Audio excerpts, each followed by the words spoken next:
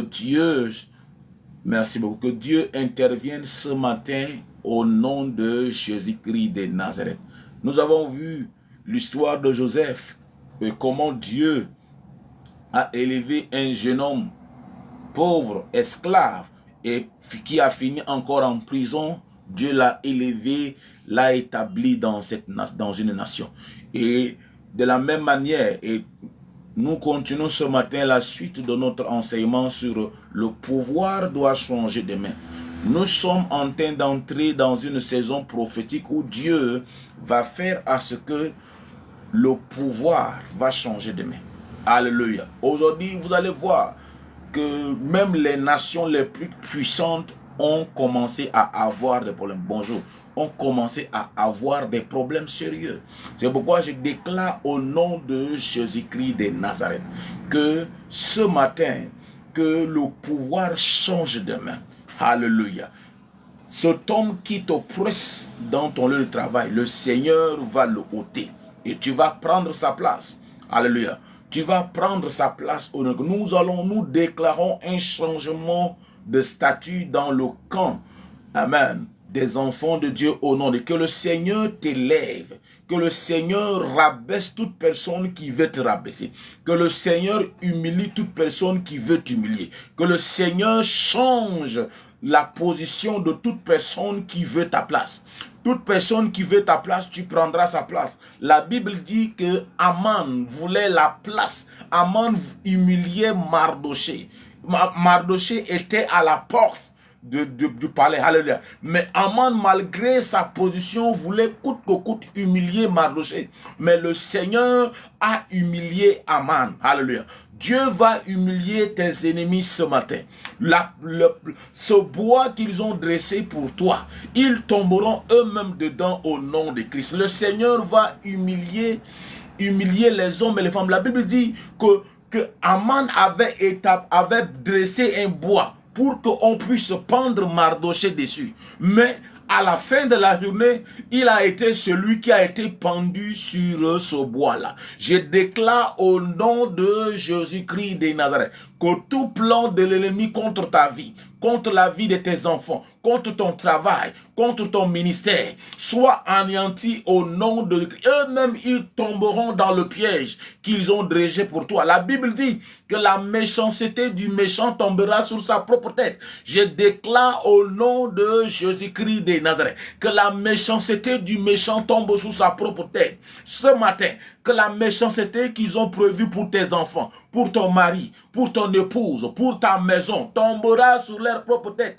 Au nom de Jésus-Christ de Nazareth, que la méchanceté des méchants tombe sur leur propre tête. Au nom de Jésus-Christ de Nazareth, le Seigneur délivre quelqu'un ce matin de la méchanceté des hommes, de la méchanceté du diable. Au nom de Jésus-Christ de Nazareth.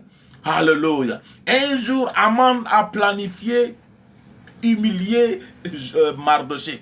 Alléluia. Mais à sa grande surprise, ce jour-là, c'était lui qui a été humilié. Parce que quand il était entré dans le palais, la Bible dit que le roi l'attendait. Il dit, mais comment nous devons faire pour honorer celui que le roi doit honorer? Il pensait que c'était lui. Alors que discrètement, le roi parlait de Mardoché. Je prie au nom de Jésus-Christ. Peut-être qu'ils ont planifié que tu finisses dans la honte. Ils vont finir dans la honte au nom de Christ. Dieu va couvrir tes ennemis de la honte. Dieu va couvrir de la même manière que Dieu a couvert Aman de la honte. Dieu va couvrir tes ennemis de la honte. Dieu va couvrir tes ennemis de la honte. Ils seront couverts de la honte ce matin.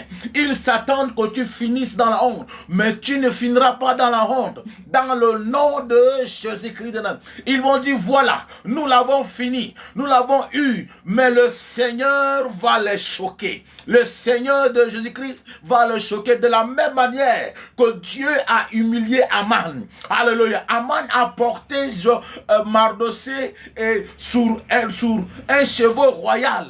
Et il a lui-même fait tourner Mardoché partout dans le royaume. Alléluia. Cela sera ton témoignage. Au nom de Jésus-Christ de Nazareth. Ce matin, nous allons parler de Daniel. Alléluia.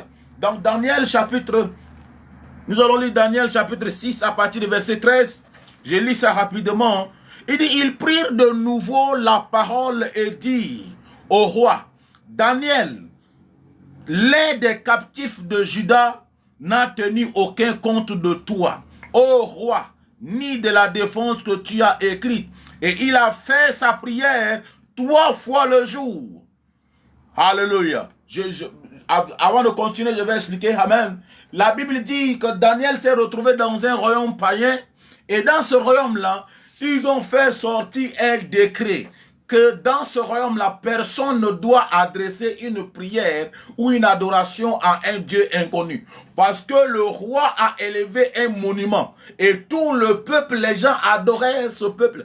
Il y a aujourd'hui des chrétiens, des enfants de Dieu brûlants pour le royaume de Dieu.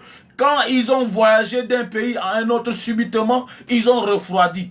Ils ont commencé à se comporter frères. Quand tu étais en Afrique, tu étais zélé pour les choses de Dieu. Tu avais le zèle pour le royaume de Dieu. Tu priais avec feu. Maintenant, tu t'es retrouvé dans ce pays, tu ne pries plus comme avant. Et tu t'es dit que c'est le pays. Ce n'est pas le pays, c'est toi. Alléluia. Malgré l'édit, malgré la décision du gouvernement, Daniel, la Bible dit que Daniel a continué de prier 3 fois le jour. 3 fois le jour, Daniel priait. Alléluia. Au milieu de tout ce que nous sommes en train de traverser, au milieu de ce temps que nous sommes dedans, nous devons prier comme Daniel. Daniel avait établi la prière pendant 3 fois. Il priait 3 fois le jour. Normalement, en tant que chrétien, nous devons prier 3 fois le jour. Daniel était un politicien. Amen.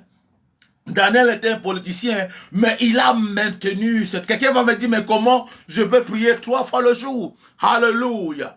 C'est possible. Le matin, avant de commencer la journée, tu dois te tenir devant ton Dieu. Le parler. Ça peut être très tôt le matin. Ça peut être avant que tu puisses aller au travail. Tu dois te tenir devant Dieu pour le parler de la journée. Alléluia. Voilà tout enfant de Dieu normal doit faire. Aujourd'hui, il y a beaucoup de chrétiens qui ne prient pas. Alléluia. La Bible dit que Daniel priait 3 fois le jour. C'est pourquoi aujourd'hui, vous allez voir, beaucoup de gens écoutent des histoires. Oh, que Daniel était dans la fosse au lion et les lions ne l'ont pas mangé. Voilà le secret de Daniel. Daniel était un homme de prière. Lorsque tu es un homme de prière sérieux, aucun lion, ce qui peut tuer les gens ne peut pas te tuer. Ce qui peut détruire les gens ne peut pas te détruire. Ce qui peut arriver aux autres ne peut pas... Notre sécurité en tant que chrétien se trouve dans la prière. Plus tu pries, plus tu augmentes le niveau de ta sécurité. Alléluia. La Bible dit que Daniel priait 3 fois le jour. 3 fois le jour. Aujourd'hui, il y a récemment, il y a la chanson que Daniel, on a jeté Daniel dans la fosse au lion. Et cela est devenu viral récemment. Amen. On parle de Daniel, qu'on a jeté Daniel dans le trou. Oui. On a jeté Daniel dans le trou. Rien ne l'est arrivé. Daniel a été jeté avec ses amis dans le feu. Rien ne l'a. Voilà le secret de Daniel. Il dit Daniel priait 3 fois le jour.